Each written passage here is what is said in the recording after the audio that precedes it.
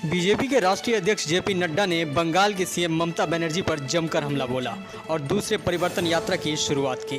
JP Nadda ने तारापीठ में जनसभा को संबोधित करते हुए कहा कि ममता जी के नेतृत्व में बंगाल की संस्कृति को खतरा है।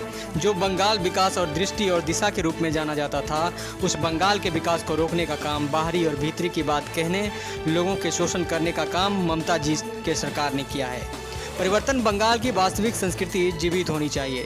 सोनार बांग्ला को ममता के राज में नुकसान पहुंचा है। उन्होंने कहा कि ममता जी बहुत हुआ है, राज्य की जनता परिवर्तन चाहती है।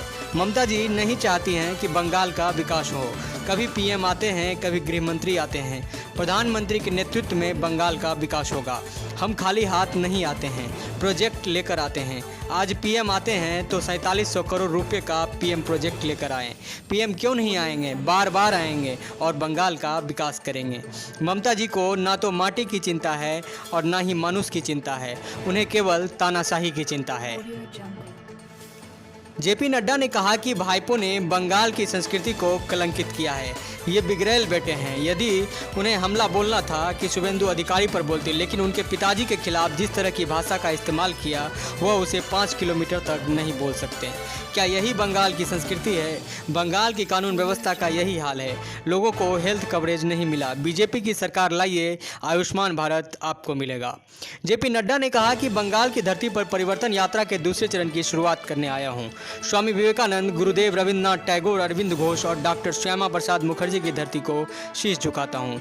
आज जो बंगाल देख रहे हैं, उस समय के कांग्रेस के नेताओं ने पूर्वी पाकिस्तान का क्षेत्र मान लिया था।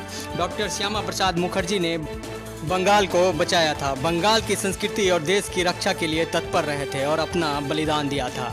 उनका बलिदान व्यर्थ नहीं किया और मोदी जी और अमित शाह की रणनीति के बाद धारा 370 निरस्त किया गया। जेपी नड्डा तारापीठ पहुंचे। सुबह सुबह वहां मंदिर में पूजा अर्चना की। इसके बाद चिल्लर मार्ट से परिवर्तन यात्रा की शुरुआत की। जेपी नड्डा इसके बाद झारग्राम के लिए रवाना हो गए, जहां लालगढ़ संजीव संघ मैदान में 1 बजे के करीब तीसरी परिवर्तन यात्रा को उन्होंने हरी झंडी दिखाया। इसके बाद शाम 5:15 में वह झारग्राम में एक बड़ी जनसभा को संबोधित कर रहे हैं। इसके पहले वह सिद्धू कान्हू की प्रतिमा पर माल्यार्पण करेंगे। आइए सुनते हैं कि नड्डा क्या कह रहे हैं। क्या बोलती है? किचो काट होए ना। समय समय पर बंगाल में आ जाते हैं, कभी प्रधानमंत्री आते, गृह मंत्री आते हैं। ममता जी, प्रधानमंत्री के नेतृत्व में बंगाल बदलेगा, आएंगे, बारंबार आएंगे और विकास करेंगे।